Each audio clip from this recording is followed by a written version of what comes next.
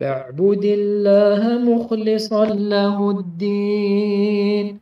ألا لله الدين الخالص.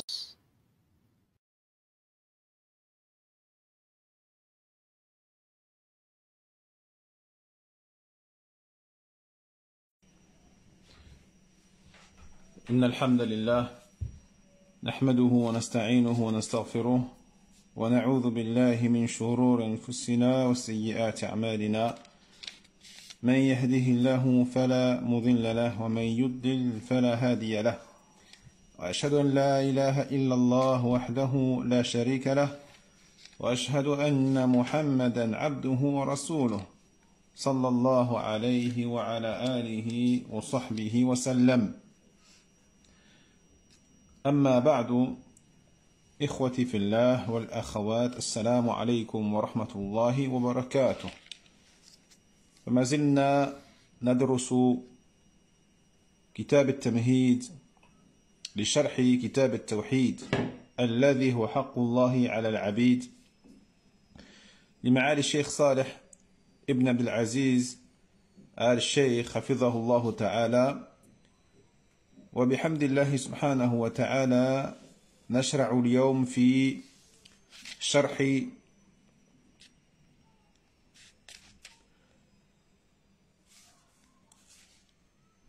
باب ما جاء أن الغلو في قبور الصالحين يصيرها أوثانا تعبد من دون الله. فقال المؤلف رحمه الله تعالى: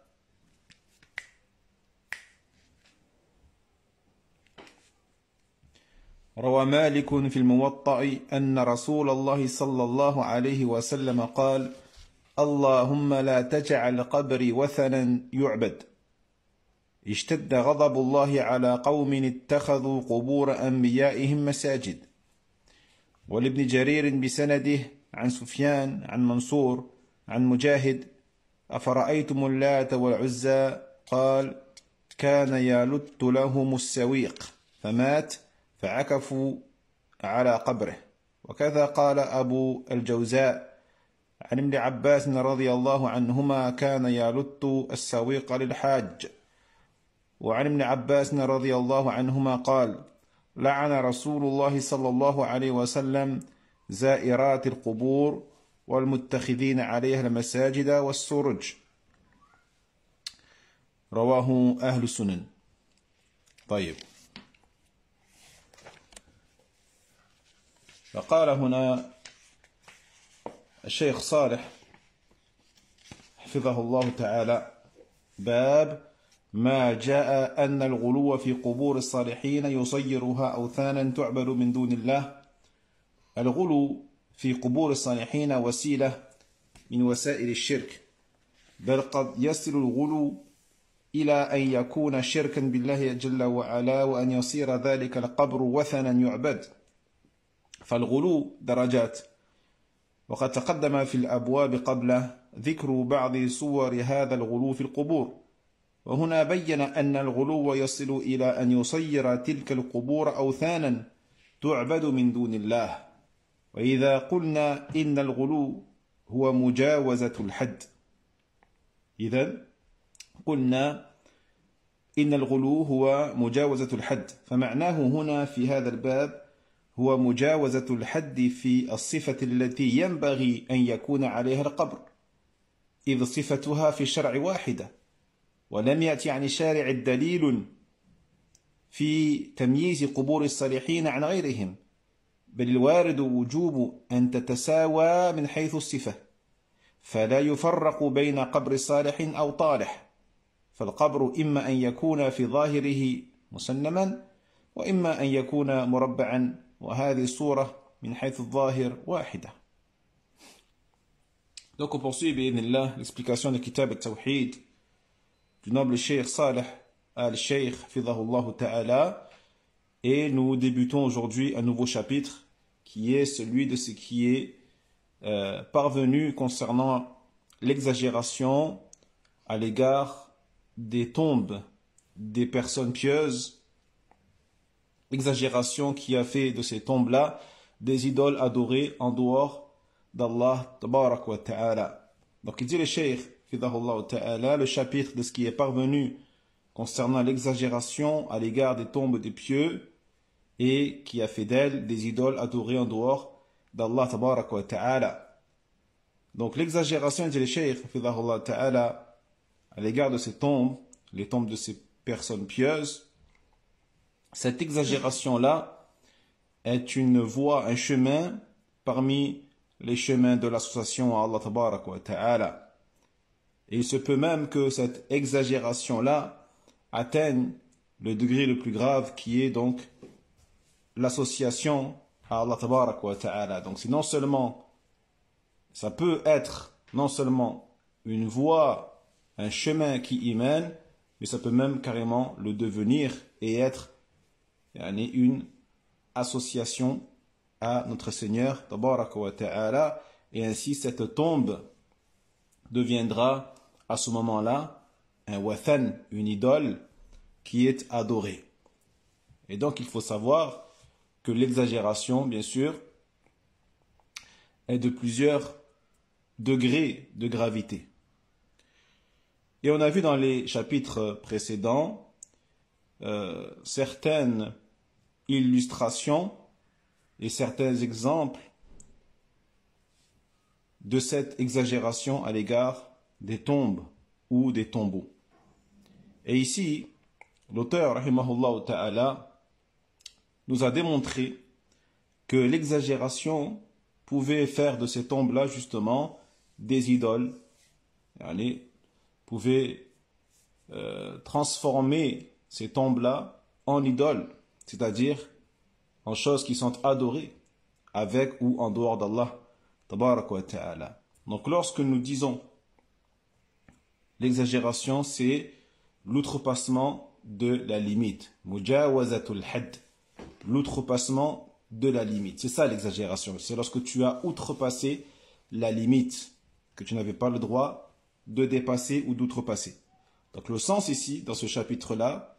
c'est l'outrepassement de la limite à l'égard de la façon dont doit être la tombe de la personne. Car il faut savoir que dans la législation islamique, la tombe du défunt ne peut avoir qu'une seule apparence et qu'une seule forme. Et il n'est pas parvenu du législateur aucune preuve ou de preuve sur le fait que on ait le droit de distinguer et de différencier en apparence les tombes des personnes pieuses et les tombes des personnes qui n'étaient pas pieuses. Bien au contraire, les textes nous apprennent qu'il est obligatoire que toutes les tombes doivent se ressembler. Toutes les tombes doivent se ressembler et avoir la même apparence. Et qu'on n'a pas le droit de différencier entre la tombe de la personne qui était pieuse en apparence et la mauvaise personne en apparence. Fal-qabru, donc la tombe de la personne, soit elle est musannam, c'est-à-dire un tas de terre donc qui dépasse un peu de la surface, ou soit quelque chose qui a 4 côtés et 4 angles. Donc l'apparence et l'aspect de la tombe en apparence doit être unique et la même pour toutes les tombes, que ce soit celle d'une personne qui était vue comme étant pieuse ou une personne qui était vue comme étant mauvaise et dans la désobéissance à Allah tabarak wa ta'ala. Et ثم قال هنا الشيخ فنهي النبي عليه الصلاة والسلام عن الكتابة على قبر أو تجسيسه أو رفعه في أنواع من السنن التي جاءت في أحكام القبور إنما لأجل سد الطرق التي توصل إلى الغلو في قبور الصالحين. Et donc, il faut savoir aussi que l'interdiction du prophète sallallahu alayhi wa sallam d'écrire sur les tombes ou de plâtrer les tombes ou d'élever les tombes, eh bien cette interdiction-là, nous pouvons la retrouver dans plusieurs textes prophétiques concernant les règles des tombes. Et ces textes-là, donc, ne sont venus que justement pour fermer, voyez, obstruer toutes les voies qui pourraient mener vers l'exagération à l'égard des tombes des personnes pieuses en l'occurrence. فمجاوزة الحد في قبور الصالحين هي مجاوزة لما أمر الشارع أن تكون عليه القبور لأن قبور الصالحين لا تختلف عن قبور غير الصالحين فالغلو فيها يكون بالكتابة عليها أو برفعها أو بالبناء عليها أو باتخاذها مساجد وكل هذا من الوسائل المؤدية إلى الشرك الأكبر. L'outrepassement de la limite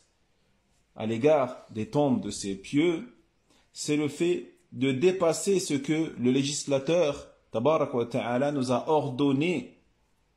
à l'égard justement de la façon dont doivent être ces tombes. Car les tombes des pieux ne doivent pas être différentes de celles des non-pieux. Donc l'exagération, encore une fois, s'illustrera par exemple par le fait d'écrire des choses dessus, de mettre des écriteaux, des panneaux avec des phrases, etc., des poèmes, des noms, ou le fait d'élever les tombes des pieux plus que les autres, ou le fait de construire des choses dessus, contrairement aux autres tombes, ou le fait de les prendre en tant que lieu d'adoration ou lieu de prière. Donc tout ceci fait partie des voies et des chemins qui mènent vers l'association majeure qu'Allah nous en préserve. ومن صور الغلو في قبور الصالحين أن تجعل وسيلة من الوسائل التي تقرب إلى الله جل وعلا أو أن يتخذ القبر أو من في القبر شفيعا لهم عند الله جل وعلا أو ينذر للقبر أو يذبح له أو يستشفع بترابه اعتقادا أنه وسيلة عند الله جل وعلا ونحو ذلك من أنواع الشرك الأكبر بالله تبارك وتعالى. Parmi encore les images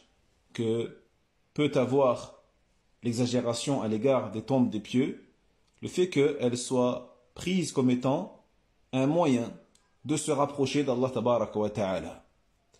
ou que la tombe, ou que le défunt lui-même soit pris en tant qu'intercesseur pour les gens auprès d'Allah tabaraka wa ta'ala, ou que les gens les prennent, ou que les gens fassent des nuzur, des nadr, des engagements pieux pour ces tombes, ou que les gens sacrifient pour ces tombes ou ces défunts, ou que les gens recherchent l'intercession auprès d'Allah tabaraka wa ta'ala à travers la terre de ces tombes, en ayant la croyance que c'est une cause, un chemin de se rapprocher, pour se rapprocher d'Allah tabaraka wa ta'ala, et autre que cela parmi les catégories et les formes que peut avoir l'association majeure à Allah tabaraka wa ta'ala. فالغلو في قبور الصالحين يكون بمجاوزة ما أذن فيها ومن المجاوزة ما هو من وسائل الشرك ومنها ما هو شرك صريح كاتخاذ القبور أوثانا تعبد من دون الله جل وعلا ولهذا قال رحمه الله باب ما جاء أن الغلو في قبور الصالحين يصيرها أوثانا تعبد من دون الله وقوله يصيرها يعني يجعلها فقد يكون جعلها الوسائل للغايات يعني أن الغلو صار وسيلة لاتخاذها أوثانا وقد يكون الغلو جعلها وثنا يعبد من دون الله جل وعلا. Donc l'exagération à l'égard des tombes des pieux peut s'illustrer par l'outrepassement de ce qui a été permis par Allah tabaraka wa ta'ala. Et parmi ces outrepassements de la limite, eh bien, certaines choses sont des voies, comme on a dit, des voies qui mènent vers le polythéisme, et parmi elles, certaines formes sont elles-mêmes du polythéisme explicite, sans équivoque, comme le fait de prendre ces tombes comme des idoles adorées en dehors d'Allah tabarak wa ta'ala. Et c'est pour cela que l'auteur ici, rahimahullah, il a 10 chapitres de ce qui est parvenu concernant l'exagération à l'égard des tombes des pieux et exagération qui a fait de ces tombes-là des idoles adorées en dehors d'Allah tabarak wa ta'ala. Et donc la parole de l'auteur, rahimahullah, yusayyiruha, c'est-à-dire cette exagération qui a transformé ces tombes, qui a fait de ces tombes-là des idoles. Donc, exagération qui peut faire de ces tombes des voies qui mènent vers l'objectif, et l'objectif qui est donc de les prendre comme idoles, adorées, en dehors d'Allah tabarak wa ta'ala, ou exagération qui a fait de ces tombes-là carrément et directement des choses qui sont adorées en dehors d'Allah tabarak wa ta'ala, autrement dit, des idoles. وهذا هو الواقع والمشاهد في كثير من بلاد الإسلام في أن القبور صارت أوثانا تعبد من دون الله لما أقيمت عليها المشاهد والقباب ودعي الناس إليها وذبح لها وقبلت النذور لها وصار يطاف حولها ويعكف عندها ونحو ذلك من أنواع الشرك الأكبر بالله سبحانه وتعالى. Et ceci est la réalité, et ceci est ce que on témoigne, ou ce dont on témoigne dans, malheureusement, beaucoup de pays d'islam, dans lesquels nous voyons que les tombes, ou certaines d'entre elles, sont devenues effectivement des idoles adorées en dehors d'Allah tabarak wa ta'ala, des tombes sur lesquelles ont été construits des mausolées, des dômes, et vers lesquels les gens sont appelés, et pour lesquels des bêtes sont sacrifiées, et pour lesquels des engagements pieux sont faits, et autour desquels on tourne, auprès desquels les gens font des retraites pieuses et spirituelles, et autres que cela parmi les formes que peut avoir l'association majeure à Allah tabarak wa ta'ala. واضح? C'est clair?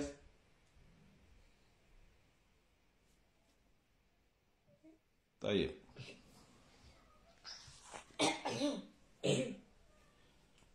وقوله رحمه الله روى مالك في الموطأ أن رسول الله صلى الله عليه وسلم قال اللهم لا تجعل قبري وثنا يعبد اشتد غضب الله على قوم اتخذوا قبور أنبيائهم مساجد. فقوله اللهم لا تجعل قبري وثنا يعبد هذا الدعاء ورغبة من رسول الله صلى الله عليه وسلم إلى الله تعالى ألا يقع ذلك بقبره، ولو كان ذلك لا يقع أصلا ولا يمكن أن يقع لما دعا النبي صلى الله عليه وسلم بذلك الدعاء العظيم، وهو أن لا يجعل قبره وثنا يعبد كما جعلت قبور غيره من الأنبياء والمرسلين عليهم الصلاة والسلام، فإن عددا من قبور الأنبياء والمرسلين عليهم الصلاة والسلام اتخذت أوثانا تعبد من دون الله. Donc l'auteur ici, rahimahullah, il dit Malik, l'imam Malik, rahimahullah, a rapporté dans son ouvrage Al-Muwatta que le messager d'Allah sallallahu alayhi wa sallam a dit Ô Allah, ne fais pas de ma tombe une idole qui est adorée. La colère d'Allah tabarak wa ta'ala s'est accentuée sur des gens qui ont pris la tombe de leur prophète en tant que lieu d'adoration.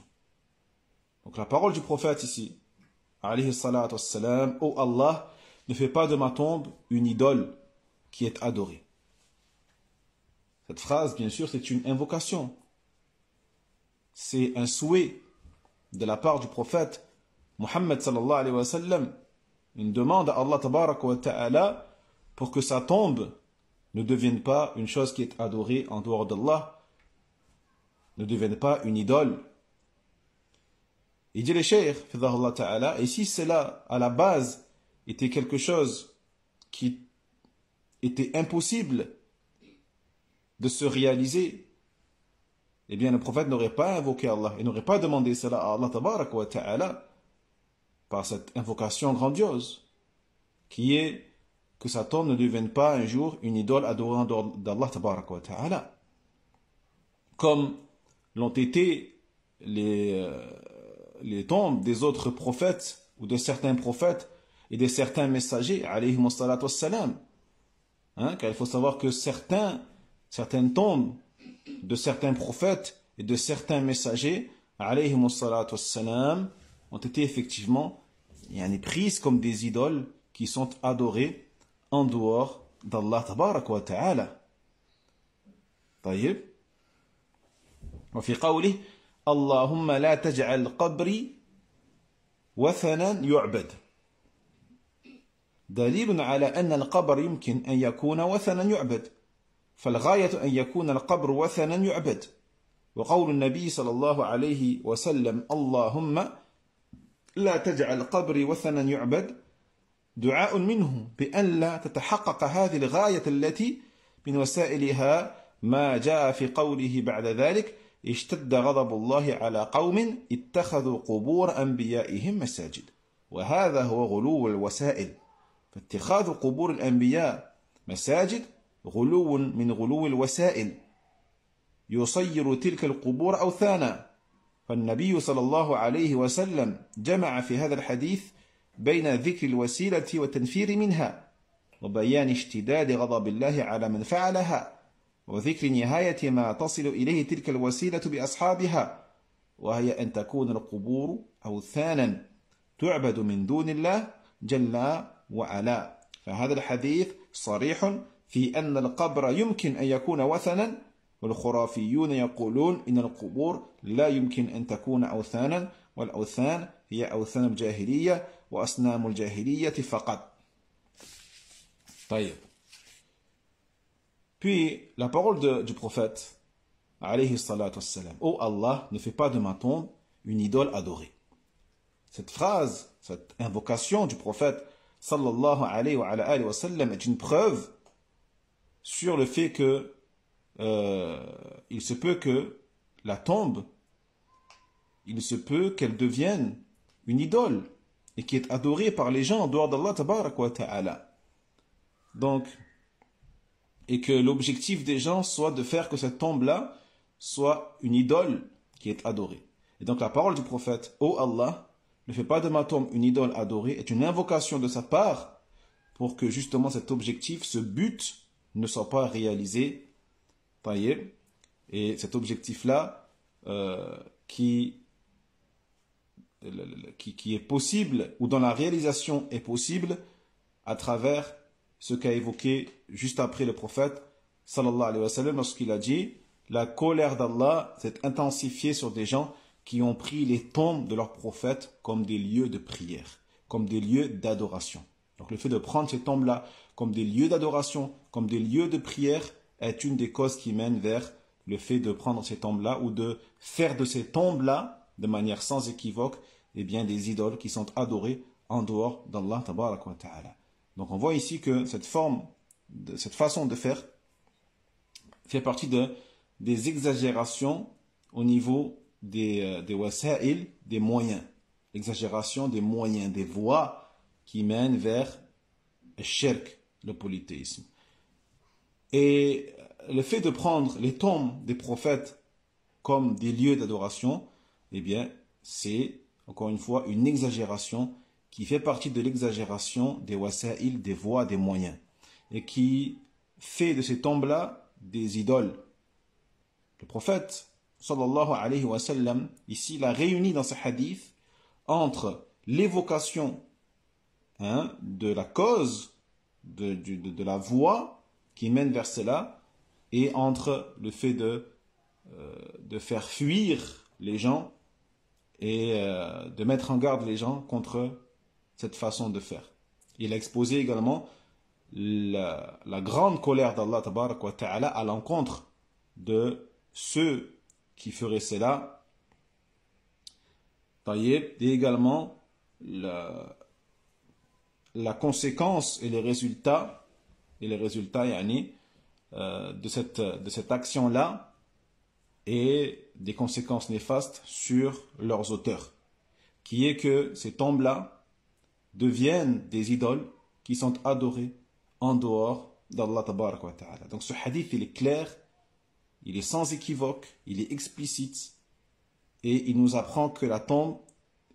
il est tout à fait possible qu'elle devienne une idole. Et malgré ça, tu entends les associateurs, les innovateurs, les superstitieux dire les tombes ne peuvent pas être des idoles en dehors d'Allah Tabaraka wa Ta'ala. Les idoles ne sont que les idoles de la Jahiliya qui étaient adorées à l'époque pré-islamique. Les idoles ne sont que les statues et les choses qui sont adorées ou qui étaient adorées à l'époque pré-islamique, le Jahiliya seulement. طيب فقال الشيخ نقول في الرد عليهم